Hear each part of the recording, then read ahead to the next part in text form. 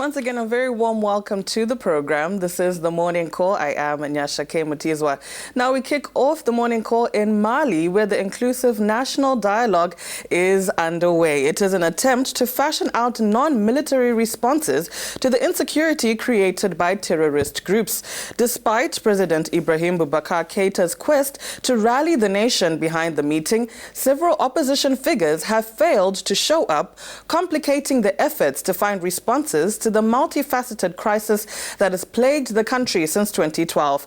Malian authorities are struggling to exercise control over large parts of the country, which have fallen into the hands of terrorists who carry out deadly attacks on innocent Malians, despite the presence of 13,000 peacekeepers and 4,500 French soldiers, Ruth.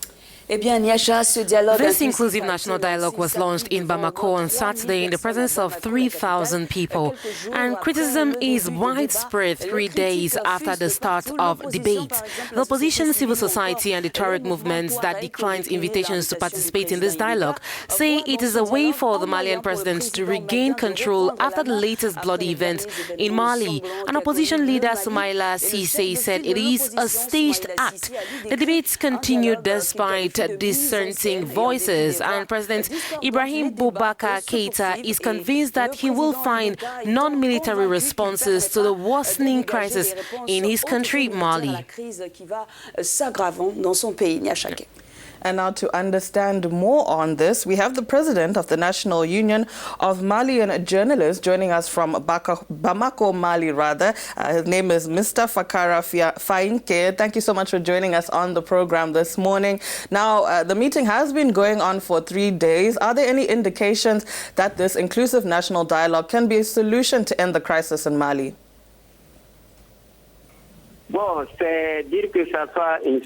This is the beginning of a solution, not a solution in itself, because even in the presence of the CMA, armed groups have been present.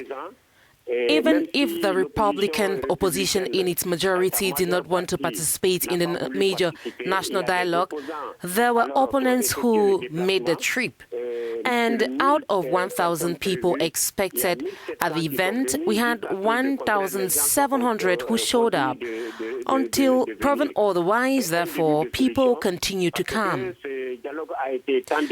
This is the beginning of a solution because this dialogue has been so much requested by the entire population, including the civil society, the opposition, as well as armed groups.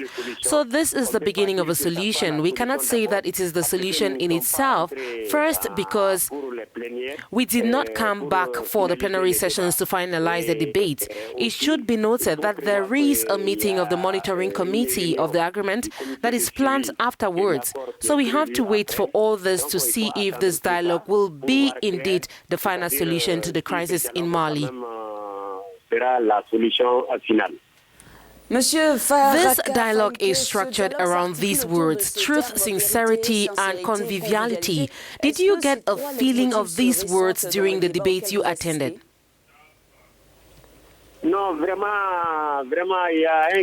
Well, really, there is a good-natured climate. Often, when people from all the regions meet, everyone often has an idea of their own, and there are often skirmishes here and there, but afterwards, everyone would apologize. The debate is very open. There is no taboo subjects, and people speak freely, but everyone is very, very cautious. So it's safe to say that it's going on very well so far. And there are often problems, but beyond all that, people get to find each other and understand them. I am in the Peace and Security Committee. That is where tensions are often very high. People apologize and come back to the debate. Donc c'est là où vraiment les tensions souvent sont très vives, mais les gens se présentent des excuses et reviennent vraiment au débat. Now, Mr. Faïnké, you mentioned there that it's an open environment and that no topic is off limits, and that is all good and well, but can this still count for something when the national dialogue has been boycotted by the opposition and civil society?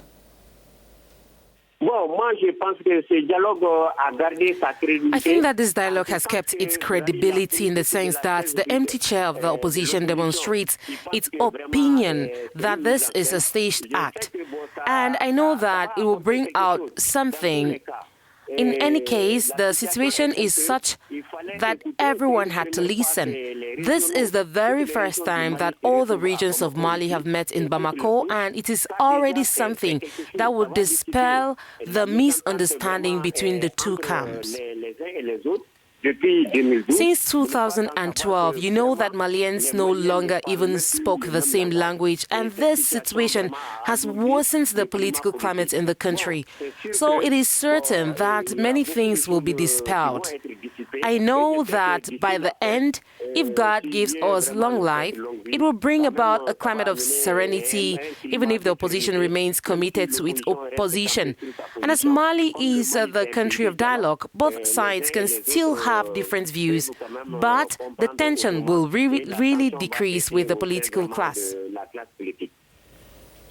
Well, we hope that the solution that will come out of this dialogue will be a step in the right direction towards peace and security within Mali. Thank you so much for joining us on the program.